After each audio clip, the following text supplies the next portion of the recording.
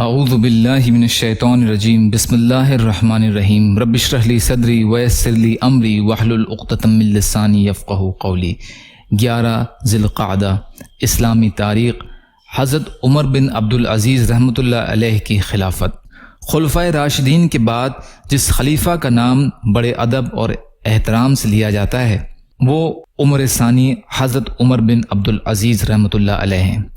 حضرت عمر بن عبدالعزیز رحمۃ اللہ علیہ 99 ہجری میں اس وقت خلیفہ بنے جب بنو امیہ کی حکومت خلافت راشدہ کی طرف سے بالکل ہٹ چکی تھی۔ تعصب اور قبیلائی غرور عام ہو گیا تھا۔ نیک اعمال بجائے اجر و ثواب کے ناموری اور تعریف کے لیے کیے جانے لگے تھے۔ بیت المال خلیفہ کی ذاتی ملکیت اور خاندانی جاگیر بن گیا تھا۔ گانا سننے اور موسیقی کا رواج عام ہو گیا تھا۔ شخصی اور موروثی حکومت نے اصلاح اور تبدیلی کے دروازے بالکل بند کر دیے تھے۔ ایسے وقت میں اسلام کا غالب ہونے اور حالات کا بدل دینے کے لیے حضرت عمر بن عبدالعزیز رحمۃ اللہ علیہ نے خلافت کو سنبھالا اور اپنی حکمت عملی سے عالم اسلام میں انقلاب برپا کر دیا اور قرآن و حدیث کے مطابق ایسی بہترین خلافت کی کہ بہت سارے مسلمانوں کی زبان پر یہ جاری ہو گیا کہ خلفائے راشدین 5 ہیں: ابو بکر، عمر، عثمان، علی رضی اللہ تعالی عنہ اور عمر بن عبدالعزیز رحمۃ اللہ علیہ۔ اللہ کی قدرت، انگلیوں کی نشانات۔ اللہ تعالیٰ نے ہر انسان کی انگلیوں کے نشان دوسرے سے الگ بنائے ہیں۔ اگر ہم ہزاروں اور لاکھوں لوگوں کے نشان کو ملائیں تو ہم یہ دیکھ کر حیرت میں پڑ جائیں کہ یہ ہر ایک کا نشان دوسرے سے بالکل الگ ہے۔ 2 لوگ بھی ایسے نہیں ملیں گے جن کی انگلیوں کے نشان بالکل ایک جیسے ہوں۔ اب ذرا غور کریں کہ وہ اللہ کتنی قدرت والا ہے جس نے ہر ایک کی شکل و صورت کے ساتھ ساتھ انگلیوں کے نشان تک الگ الگ بنائے ہیں۔ سبحان اللہ۔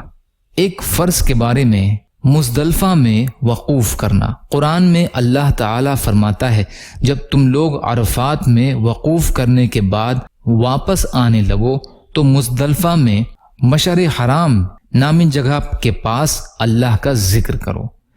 سورہ بقرہ کی آیت کا ترجمہ۔ فائدہ: یوم النحر کے صبح صادق سے سورج نکلنے کے درمیان میں مزدلفہ میں وقوف کرنا لازم ہے۔ اس کو چھوڑ دینے سے دم لازم ہو جاتا ہے۔ ایک سنت کے بارے میں مونچھوں کو تراشنا۔ رسول اللہ صلی اللہ علیہ وسلم مونچھوں کو تراشتے تھے اور فرمایا کرتے تھے کہ حضرت ابراہیم علیہ السلام بھی ایسا ہی کیا کرتے تھے۔ ترمذی کی روایت ہے۔ یہ عبداللہ بن عباس رضی اللہ تعالی عنہ راوی ہیں۔ ایک اہم عمل کی فضیلت حاجی کے گناہوں سے پاک ہونا۔ رسول اللہ صلی اللہ علیہ وسلم نے فرمایا حاجی کی سفارش 400 گھرانوں کے لیے قبول ہوتی ہے اور حاجی اپنے گناہوں سے ایسے پاک ہو جاتا ہے جیسا کہ پیدائش کے دن تھا۔ ترغیب کی روایت ہے۔ ابو موسیٰ رضی اللہ تعالی عنہ راوی ہیں۔ ایک گناہ کے بارے میں لعنت کا نقصان۔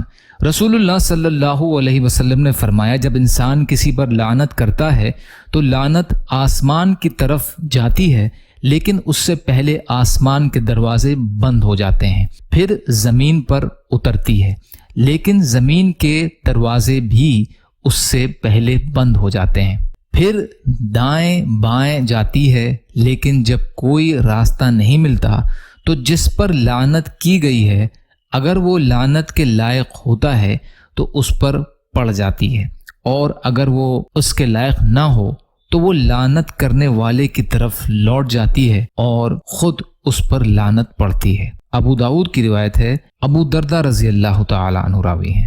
دنیا کے بارے میں سب سے بڑا زاہد کون ہے؟ ایک شخص نے رسول اللہ صلی اللہ علیہ وسلم کی خدمت میں آ کر عرض کیا کہ اے اللہ کے رسول، لوگوں میں سب سے بڑا زاہد کون ہے؟